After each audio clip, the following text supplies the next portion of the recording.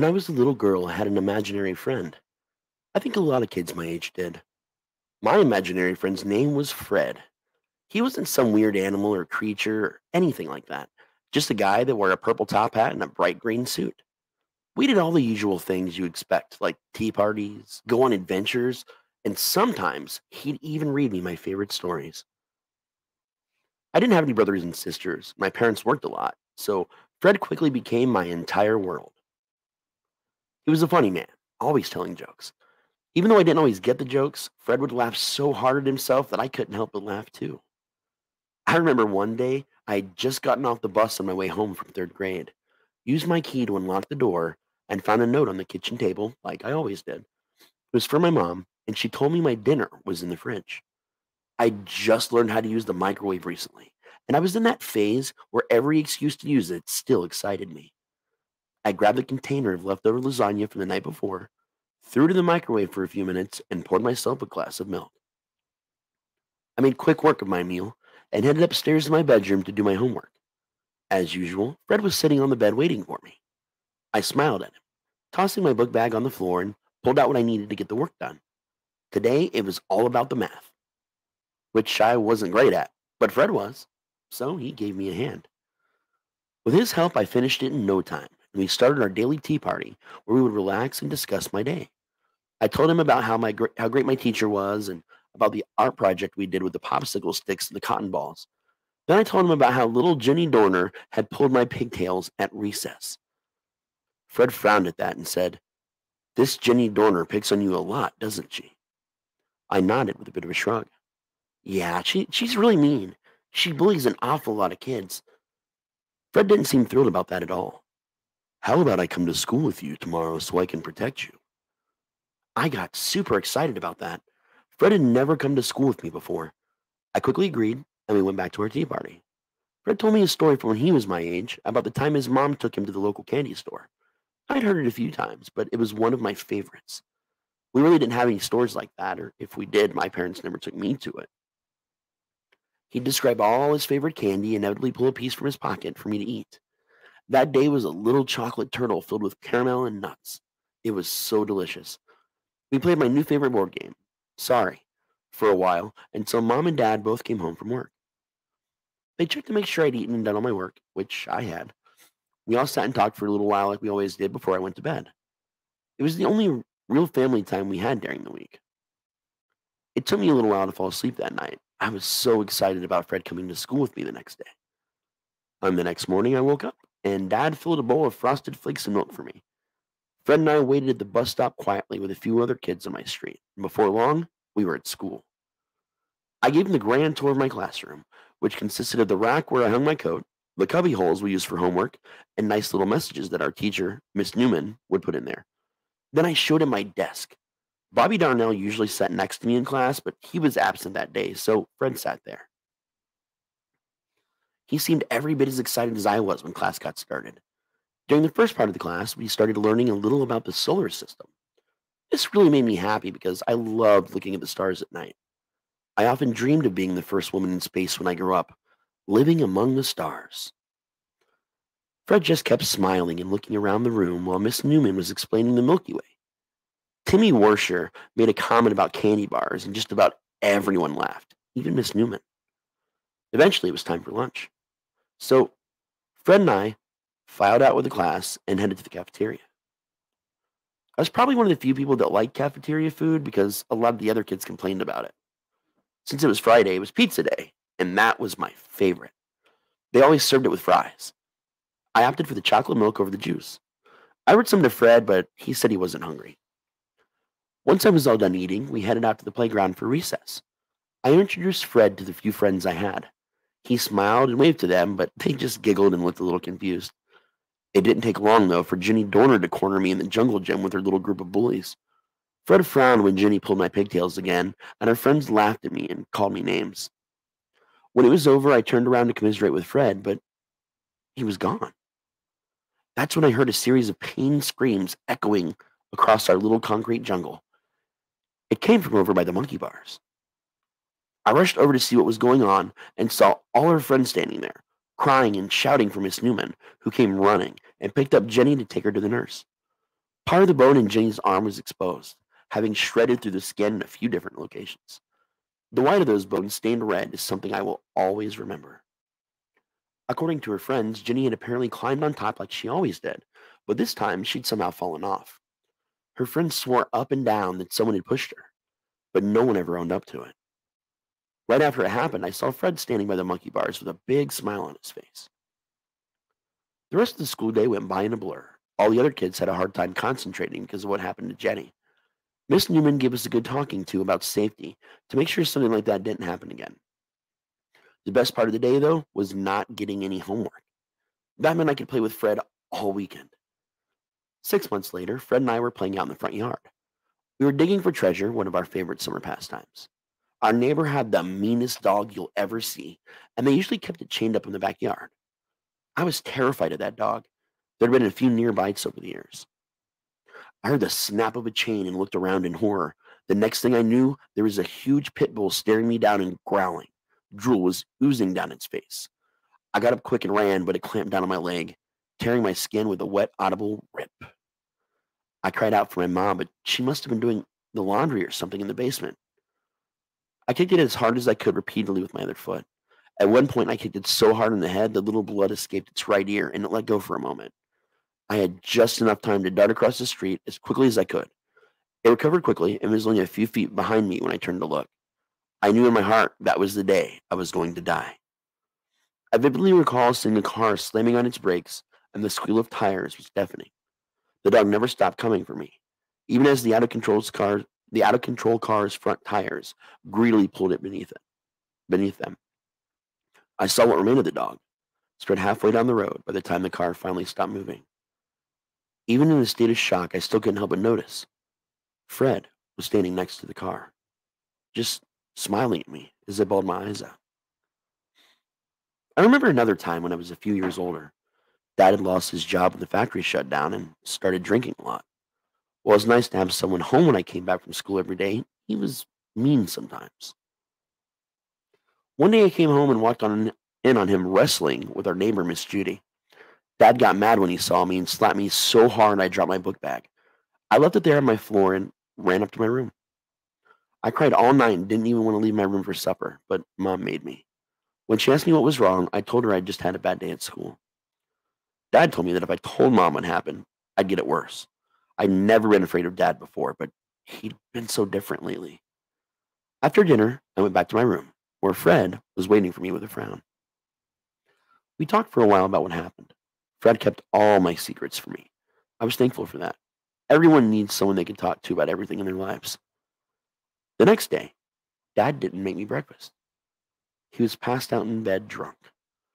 I made a bowl of cereal and went on my way to school.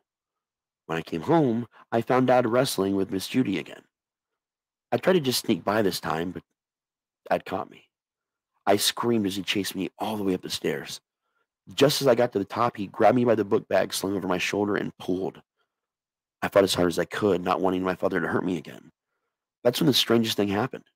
Dad just let go. I glanced over my shoulder as I moved, just in time to see Dad falling down the stairs. I noticed Fred was there, watching. I rushed down the stairs after him. Even though he hurt me, I still loved my father, and I didn't want to see him hurt. By the time I caught up with him at the bottom of the staircase, Miss Judy was screaming. I remember shaking my father and screaming as his blood drenched my school clothes. His neck had been torn open where his head was forced to a 180-degree angle during the fall. Miss Judy called 911, and before long, the police and paramedics showed up. My mom wasn't too far behind. Dad's funeral was a few days after that. I spent a lot of time crying in my room while Fred consoled me.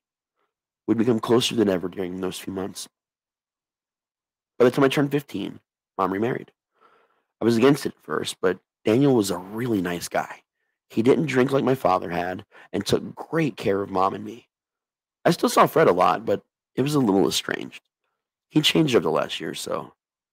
It was a little weird that I still had an imaginary friend at my age. I didn't talk about him to anyone, though. The last thing I needed was people making fun of me, thinking I was batshit crazy or something. Fred still helped with my math homework when I needed it. He was a genius when it came to math. He'd taken to relaxing in bed at night while we talked, and sometimes I'd pass out with him there beside me. It seemed so innocent. I thought little about it. I heard Fred a lot, to be honest. He'd been there for me so many dark times throughout my life. One morning, I woke up undressed, but for the life of me, I couldn't remember removing my clothes. I was kind of sore all over too, which was weird. It was a Saturday, thank God, so at least I didn't have to go to school. I made it a bed day so I could relax and recuperate. That day was uneventful. I made it to the kitchen for meals, but otherwise kept to the bedroom with a book. I didn't see Fred for a little while after that, but I knew he'd be there when I woke up because his distinct smell of baby powder and peppermint still permeated the air in my room. 2 weeks later, I woke up one morning in so much pain I could barely even move. I noticed there was a lot of blood, partially dried.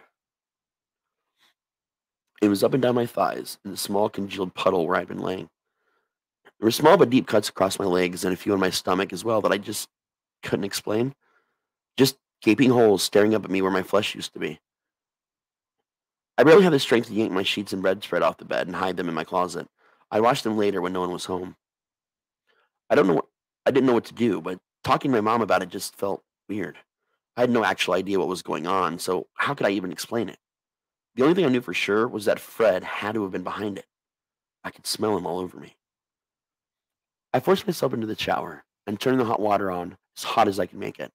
I just stood there for a while, scrubbing myself so hard I had to have removed a few top layers of my skin. Then I curled up and cried while the scalding water beat down on me from above. In the moment, all I wanted was to die, for there to be an end to what was happening. How could Fred, my best friend in the world, betray me like this? Why would he do this to me? What was he doing to me? I decided that I never wanted to see or speak to him again. Tonight, I wouldn't fall asleep. Not that I'd be able to sleep anyway. Eventually, Mom and Daniel left the house, so I threw my sheets and bedspread into the laundry with some bleach. I ended up having to throw out my bedding, though. There was just no saving it. Luckily, I had a ton of replacements for the bed, so I didn't think Mom would really notice. I grabbed a new set, put it all together on the bed, and went down to the kitchen to find something to eat. I stood there in front of the refrigerator for so long I lost track of time. That cool breeze against my raw skin was soothing. I was so numb that the fact that I could feel anything at all amazed me. I ended up not eating anything and just went to the living room to put on the television. I can't even remember what I watched. My brain wasn't exactly functioning at full capacity. It was just a blur of random sitcoms, commercials, and reality shows. I stayed that way until evening when Mom and Daniel finally came home. I must have been the best actress in the world, I thought, as I detached myself completely from my situation and made polite conversation with him. The only thing I knew was that I didn't want to be alone, and I sure as hell didn't want to be anywhere near my bedroom. Mom suggested a family game night, and I was secretly thankful for the excuse to be around them longer. It was difficult to pay attention to the games we played. Ended up losing every single one of them. By the time Mom realized what time it was just after midnight. She called it a night. She and Daniel were tired from their hike and had a whole day of antiquing planned for the next day. So I reluctantly said goodnight myself and, with increasing terror, made the way up the stairs to my bedroom. I reached a hand to flip the light switch on before I even entered. I breathed a sigh of relief when I noticed Fred was not there to greet me. I stayed up till the morning sun dripped through my windows, feeling a little safer with the light of day. I finally fell asleep. I should have known that no time of day was or would ever be safe for me again. The pain woke me up this time. How long I slept, I'll never know. I was willing to cooperate to get myself to safety or to even scream out for help. I felt like I was trapped inside my own body, powerless to stop what was going on. Fred locked eyes with me and winked, which only made things much worse. That much worse. He made small incisions in my body while he stared deeply into my eyes. Each little piece of flesh he removed, he stuffed into his cartoonish mouth. No words were said during this, just the sickening sounds of his teeth grinding and tearing those little pieces of me into oblivion. He pressed one of his index fingers to his lips and winked one more time as I passed out from the pain before it was even over. And when I woke up, Fred had disappeared. I washed the shame and terror from my trembling body with more scalding water, this time scrubbing even harder than I had before. I scrubbed till my skin was so burnt and raw that it bled. I threw yet another set of bedding in a trash bag and snuck it into a large bin out front. The trash ran the next day, so I knew Mom and Daniel wouldn't see it. I made my bed up again and went back to the bathroom to look in the mirror. There were dark circles under my eyes, and I looked as bad as I felt. I stood there for a while, staring at my reflection, blaming myself for what was happening to me. I'd done something wrong. I must have. Nothing else could possibly explain why Fred was doing this to me. This started happening more frequently. A week of respite passed before it suddenly became a nightmarish routine. The pain would wake me up, and I would be forced to watch Fred consume small pieces of my flesh. His visage was becoming more terrifying every time I saw him. His once cartoonish features had taken on a much more sinister appearance. Each time I endured it for longer before passing out again. The look on his face promising to show me the knife again tomorrow night was the last thing I would see. It was getting harder every day to hide the wounds, and what little savings I had were going to replace my bedding so Mom and Daniel wouldn't notice. I was getting to the point I just wanted to die. I needed peace, and I felt like there might be only one way to get it. The following Friday, I grabbed my laptop and went to the family room and booted it up. I was desperate and searched through various subreddits for any information that might help me. I even posted a little about it, hoping to get some advice. It was apparently the consensus that Fred wasn't so imaginary after all. Since I was the only person capable of seeing him, most people thought he might have been a ghost. A few hours later, I had more information than I knew what to do with. I went around the house collecting some things that people had suggested. I grabbed a bag of rock salt Daniel kept for the winter out of the shed out back. For the first time in my life, I thanked the gods for my mom's hippie days. She's what you'd call a new ager before I was born, and kept a few boxes from the old days in the attic. I found a Ziploc bag labeled white sage, a pentacle, and some black candles. According to the advice I got, black candles were supposed to banish negativity. The pentacle was for protection, and white sage was to bless and cleanse my house. And the salt was just something I'd seen on Supernatural. There was some sort of weird comfort to think that I was reenacting a scene from my favorite TV show. I felt stupid walking around the house while I burned white sage in each room. I wasn't entirely sure that any of this would help, but I didn't want to take any chances. When I was done, I went back to my room and burned some more. I lit the candles, put on the pinnacle, and started putting salt in front of the door and the window in my room. Just for good measure, I even borrowed Dan's Bible and sat there for a little while reading verses out loud. I was an atheist, but at this point, I needed all the help I could get. I had everything all cleaned up and aired out before Mom and Daniel got home. I lit the black candles burning on the little table next to my bed like I'd been told to. I was supposed to burn them to nothing and then bury the wax with a pentacle on the unhollowed ground the following day.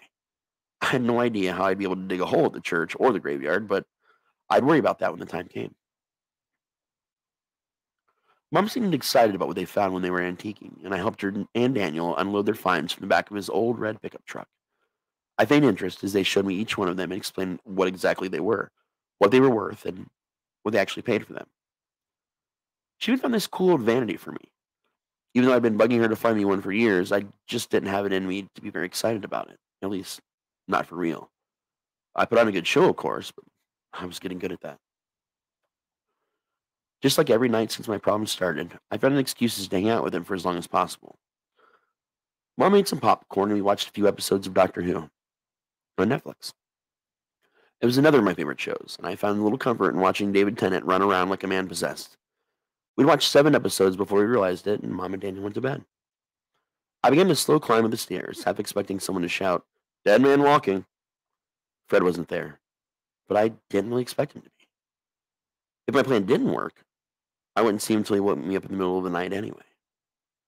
I booted up my laptop and got sucked into Facebook for a while, and even ended up watching a bunch of random videos on YouTube. When the first rays of morning light came through my windows, I shut out the laptop and lay down on my bed. I passed out soon after. I woke up to moving around my bed and immediately tensed up. My eyes darted to find the source, and I expelled an enormous sigh of relief when I saw my mom sitting there with a sweet smile. I leaned up and hugged her. I was so happy the plan had worked. She laughed a little and hugged me back. I remember her asking me what had gotten into me, and I made up a silly excuse about not appreciating her enough. We laughed together for a little longer and went downstairs to eat some breakfast. It had been over a week since I'd had a decent sleep, and it felt good. I'd never be the same after what Fred had done to me. At least it was over now. Hundreds of small scars across my body would be an eternal reminder. Years went by with no sign of Fred, but I continued my cleansing routine out of habit. I left for college a few years later and didn't visit that much over the holidays. The less time I had to spend in that house, the better. Then I ended up getting married, having a kid, and moving on with my life. Mom died almost 5 years after Christmas, after Christina was born. She'd become extremely reclusive toward the end of her life and was impossible to get a hold of. It hurt me deeply that she never wanted to meet her granddaughter. Daniel had broken the news to me kindly, but there was something about his voice that just sounded off. All he said is that there had to have been some sort of animal attack on one of her solo hikes while he was at work. When he got home, she was lying in bed, covered in minor cuts and bleeding everywhere. He told me she just kept muttering the word animal repeatedly in a fugue state. Her heart had given out after the paramedics had arrived on her way to the hospital. Daniel disappeared altogether after that, and I got a letter in the mail stating that Mom had left us the house. I thought about selling it, but it was a lot bigger than where we lived, and my husband and I had been talking about having another kid.